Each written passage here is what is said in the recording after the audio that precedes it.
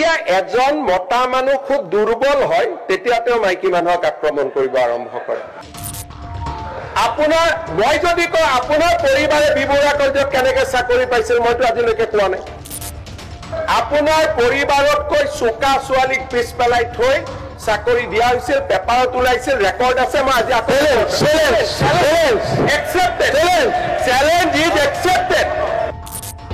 ল'ৰা ছোৱালীৰ ওচৰত কিছুমান থৈ যাওকচোন যে উই কণ্ডাক্টেড ভেৰি ৱেল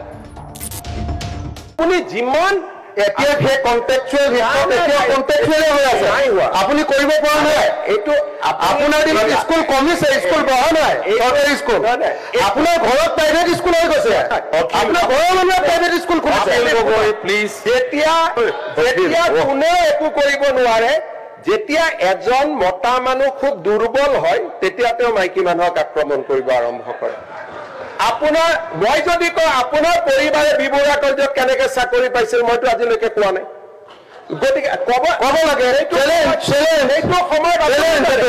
এইটো সময়ত আপুনিও চেলেঞ্জ ঠিক আছে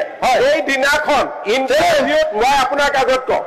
আপোনাৰ পৰিবাৰতকৈ চোকা ছোৱালীক পিছ পেলাই থৈ চাকৰি দিয়া হৈছিল পেপাৰত ওলাইছিল ৰেকৰ্ড আছে মই আজি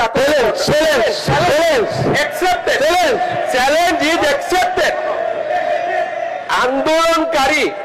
চেণ্ডেল পিন্ধা আন্দোলনকাৰী মানুহ এজনে যেতিয়া চানমাৰীত মাটি কিনে সেই প্ৰশ্নৰ উত্তৰ কোনে দিব বিপ্লৱ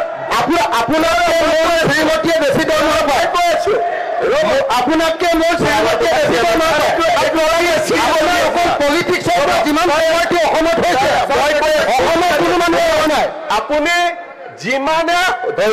মোক গালি পাৰিব অখিল ভাই শুনক অখিল গগৈ ডাঙৰীয়া এইটো ভগৱানে বিচাৰ কৰিব বিপ্লৱ শৰ্মা কমিটিত মোৰ নাম নাই আপোনাৰ নাম আছে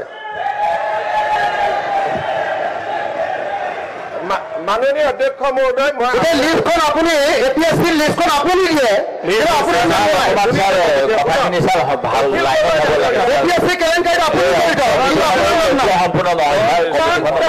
যিমানটা ডিফামেশ্যন কেছ হৈছে আপুনি কোৰ্টত গৈ মোৰ পুৰুকা মাৰিছে এইটো পেপাৰে লিখা কথা মই লিখা কথা নহয় বুলি মই আপোনাৰ ওপৰত যিমানটা ডিফামেশ্যন কেছ দিছো আপুনি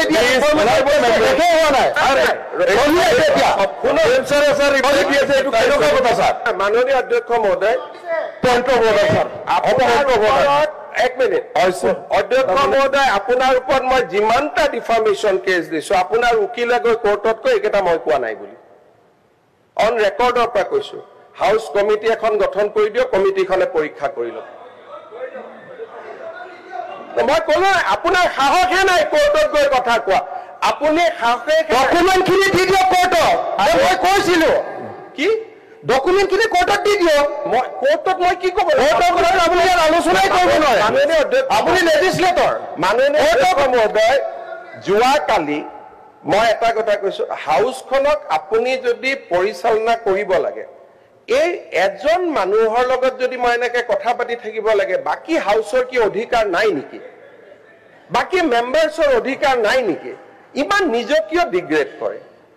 এটাতো লেভেলত থাকক মুখ্যমন্ত্ৰী এজনে কথা ক'লে মইতো আৰু আপুনি পাতি দিয়া নাই অসমৰ মানুহে মোক মুখ্যমন্ত্ৰী পাতিছে আজিও আপুনি যিমান শিৱসাগৰ জিকে জালুকবাৰীত মই তাতকৈ বহুত হাজাৰ ভোটত জিকি আহোঁ গতিকে এটা মানুহৰতো ৰেছপেক্ট এটা সৌজন্য এটা মিনিমাম বয়স বাঢ়িছে ইউ আৰ বিকামিং ফাদাৰ এটাতো নিজৰ ল'ৰা ছোৱালীও চাই নাথাকে জানো আপোনাক এটা নিজক বচাওকচোন you have been given enough time এনেকুৱা নকৰিব অসমৰ মৰ্যাদা এটা আছে ল'ৰা ছোৱালী আপোনাৰ পৰিবাৰ ঘৰত গৈ আপোনাকে কয় নহয় যে এইবোৰ কিয় কৰা বুলি নকৰিব ভাই মই আপোনাক ৰিকুৱেষ্ট কৰিছো you take half an hour time extra যি মনত আছে মোৰ পৰা আপোনাৰ লগত মোৰ কোনো যুঁজ নাই কোনো স্বাৰ্থ নাই U tech 1 hour from me